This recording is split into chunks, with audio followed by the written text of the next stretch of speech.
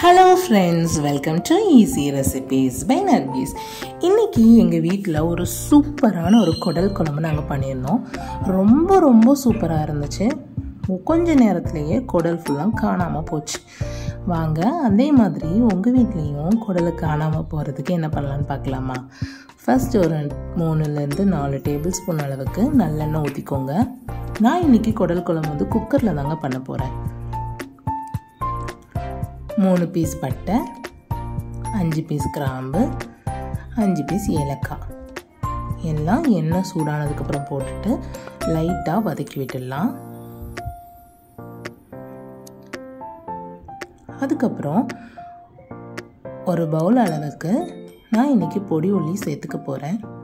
நிறையவே பொடி உள்ளி சேர்த்துக்கோங்க, ரொம்ப ரொம்ப நல்லது. நிறைய இம்யூனிட்டி பவர் இருக்கிறதுனால நான் எப்போதுமே எந்த ஒரு நான்வெஜ் பண்ணாலுமே அதிகமாக பொடி உள்ளி சேர்த்துக்குவேன். நீங்களும் கண்டிப்பாக அதே மாதிரி சேர்த்துக்கோங்க. ரொம்ப ரொம்ப டேஸ்டாகவும் இருக்கும் நம்ம பண்ணக்கூடிய கிரேவி. லைட்டாக கலரெல்லாம் மாறட்டும், கொஞ்சம் நம்ம வெயிட் பண்ணலாம். அப்பப்போ கிளறி விட்டுக்கோங்க.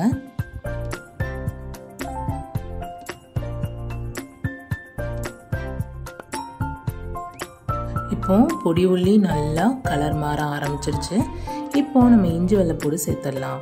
100 இஞ்சி 100 பூடுங்கிற கன்சிஸ்டன்சியில் 2 ஸ்பூன் இஞ்சி வெள்ளைப்பூடு நான் சேர்த்துருக்குறேன். லைட்டாக கிளறி விட்டுக்கோங்க. நான் ஹை ஃப்ளேமில் தான் வச்சு குக் பண்ணிகிட்டு இருக்கேன். லைட்டாக பிடிக்க ஆரம்பிச்சிருச்சு. இப்போ நம்ம தக்காளி சேர்த்துடலாம். ஒரே ஒரு தக்காளி போதுமான அளவு தான். அதுக்கப்புறம் கொஞ்சம் மல்லிக்கீரை, கொஞ்சம் புதினா கீரை எல்லாம் சேர்த்தாச்சு. 2 மிளகாவும் சேர்த்தாச்சு. லைட்டாக கிளறி விட்டுடலாம். குடல் குழம்புக்கு வந்து அதிகமாக தக்காளி வந்து சேர்த்துக்க வேண்டாம். 1 டேபிள் ஸ்பூன் மிளகாய் தூள், 2-3 டேபிள் ஸ்பூன் அளவுக்கு மல்லித்தூள், அதுக்கப்புறம் கொஞ்சோண்டு ஜீரகத்தூள், 1 டேபிள் ஸ்பூன் பெருஞ்சீரகத்தூள் சேர்த்துட்டு லைட்டாக கிளறி விட்டுடலாம். நம்ம தூள்கள்லாம் சேர்க்கும்போது தீயை ரொம்ப கம்மியாகவே வச்சுக்கணும், இல்லைன்னா ஃபுல் பவுடரும் கருகி போயிடும். ஓகே, இப்போ நம்ம குடல் சேர்த்துடலாம். நாங்கள் இன்றைக்கி ஒரு ஃபுல் குடல் வந்து வாங்கியிருந்தோம். அதை நம்ம இது கூட சேர்த்துடலாம்.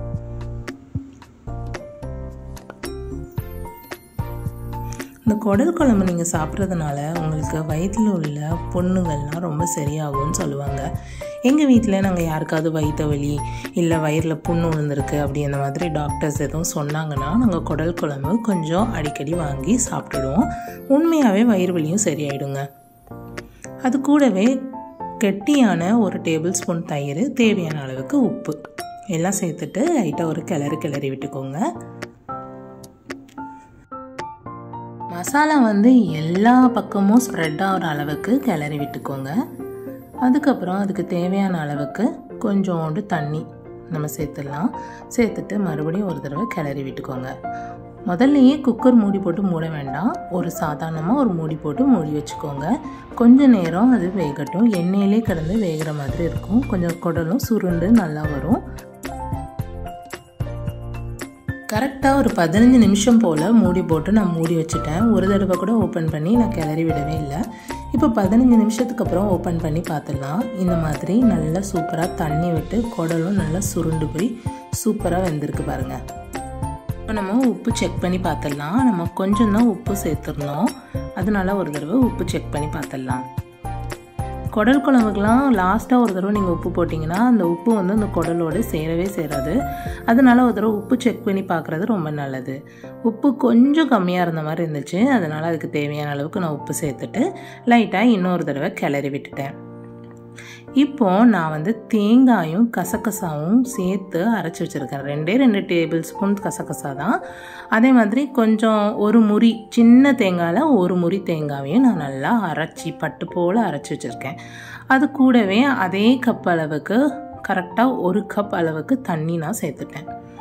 இப்போ லைட்டாக கிளறி விட்டுக்கோங்க. மறுபடியும் வேணும்னாலும் உப்பு செக் பண்ணி பார்த்துக்கோங்க. ஏன்னா இப்போ நம்ம தேங்காவும் சேர்த்ததுனால நீங்கள் உப்பு ஒரு தடவை செக் பண்ணி பார்த்துக்கிறது நல்லது தான், ஒரு பிரச்சனையும் இல்லை. இப்போ சூப்பராக கரெக்டாக இருக்குது.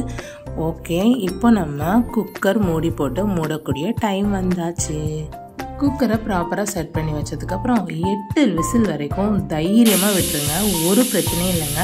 8 விசிலுக்கு அப்புறம் கொஞ்சம் நேரம் அது பாட்டில் அந்த சூட்லேயே இருந்து வேகட்டும். குக்கரோடைய சூடு அமர்ந்ததுக்கப்புறம் ஓப்பன் பண்ணி பார்த்தா போதும்.